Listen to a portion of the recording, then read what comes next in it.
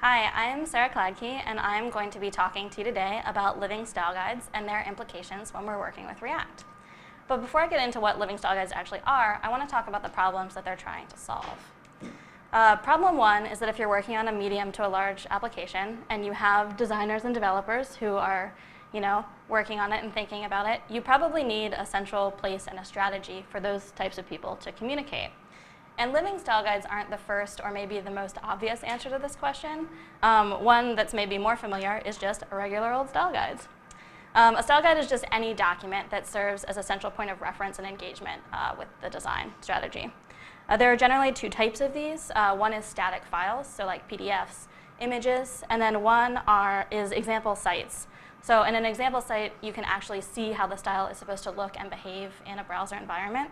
And for that reason, they're a really great tool for collaboration. They're also a really great tool for onboarding new people to your teams, either development or design teams. And a lot of the best style guide example sites follow the principles of atomic design. This is when you define small chunks of your UI that are in standalone dynamic blocks that you can then stitch together into larger templates as you need them. The idea of atomic design is attributed to the web designer Brad Frost. He came up with this graphic to represent his thinking. And he says that you should start at the atom level. Atoms in atomic design are closely mapped to HTML elements, so like your buttons, your inputs, your radio options. And he said, think about how those should look and feel, and then how they can be combined together into molecules.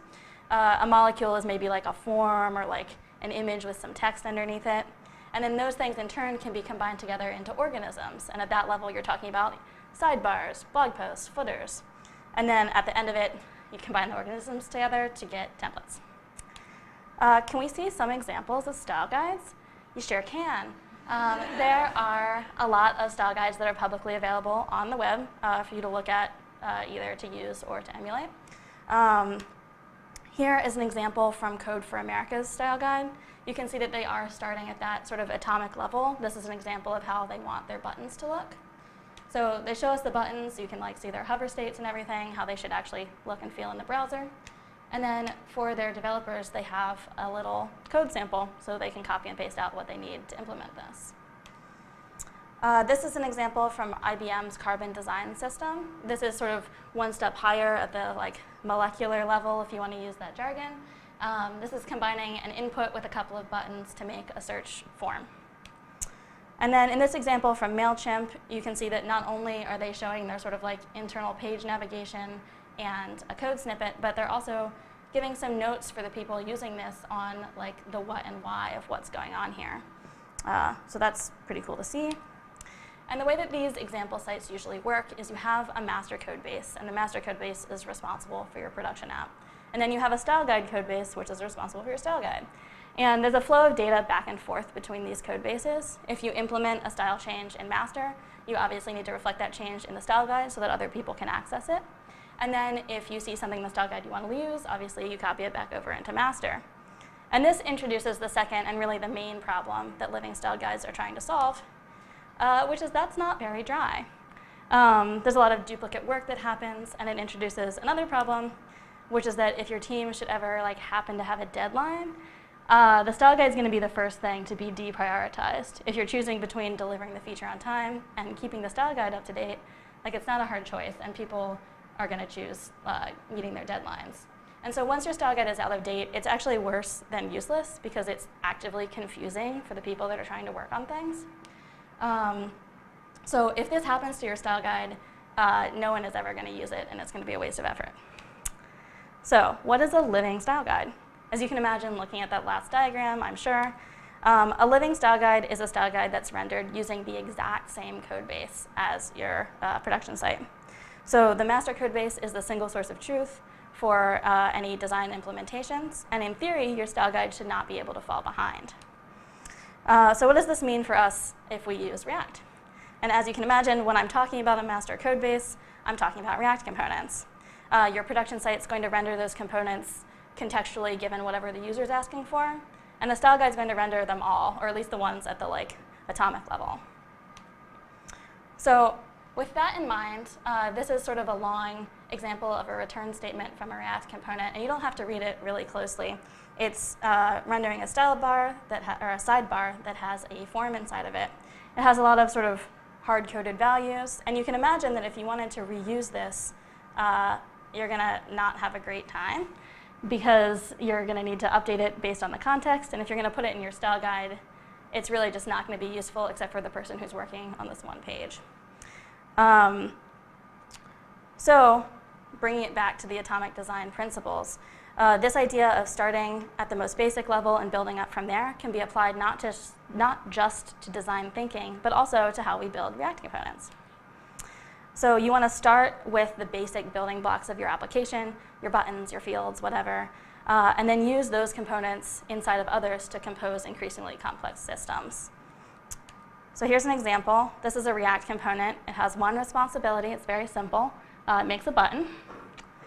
There's a couple options for customizing this button, and then those options are used to render the JSX for the button. It's pretty simple.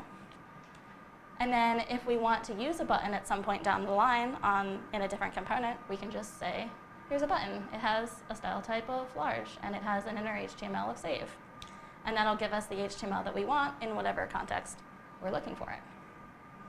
And you can imagine that we can apply this sort of granular approach as we work through the component hierarchy to give us a lot of flexibility. So now instead of something like this, we can start to do things like this, where we have a sort of parent form component that has children. We pass them any contextual information that they need through their props. And then the children themselves can have children to give us whatever we need to compose the layout that we're working on. So structuring your React components like this and building a living style guide has like both pluses and minuses. I'm going to talk about the minuses first to get them out of the way. Challenges, if you haven't been thinking about this since day one, as I'm sure you were imagining looking at those examples, you're going to have a non-trivial refactor on your hands to get down to that level of granularity. And then adding all of those components can cause increased complexity in your file structure. So you're going to need to make sure that those components are organized in a really good way so that your code base is still maintainable. Though hopefully your living style guide is going to help you with that. There's also a cultural challenge to implementing a living style guide. Your team all has to be really on the same page about making this a critical part of their workflow.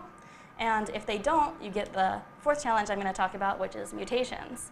You can go ahead and build all of these great granular components that can be combined together in different ways. But if people on your team are still rolling their own, you're going to lose any benefits that you would have gained by implementing this system. So for the advantages, as you can imagine where I'm going with this, making your React components this granular is really great if you want a living style guide. You can imagine that button element being rendered both in an application and then also in a style application that talks about building it. There's a couple ways to automate this, and you can build your own or get something out of the box. And it gives you a greater flexibility and consistency in your layouts. So if I want to make a layout, I don't have to build things from scratch. I can just use the components that already exist to put it together. And then since those components are defined in one place, I'll have a more consistent experience wherever they're used. And of course, that makes it a lot simpler to roll out any changes that I make in components, both in the production site and in the style guide. And all of these things enable a lot easier prototyping and A/B testing. You can imagine that if I have a template and I want to see if having module 1 on the top is more effective than having module 2 on the top, I can just sort of build those up using my component hierarchy and serve them out to half of the users and see the results. So if you're working on a big app that a lot of different people are sort of continuously iterating on and need a central place to reference the design thinking, then consider that a living style guide might be right for you. I put together a few notes on my research on this topic at this link, so check it out if you're interested. Thank you.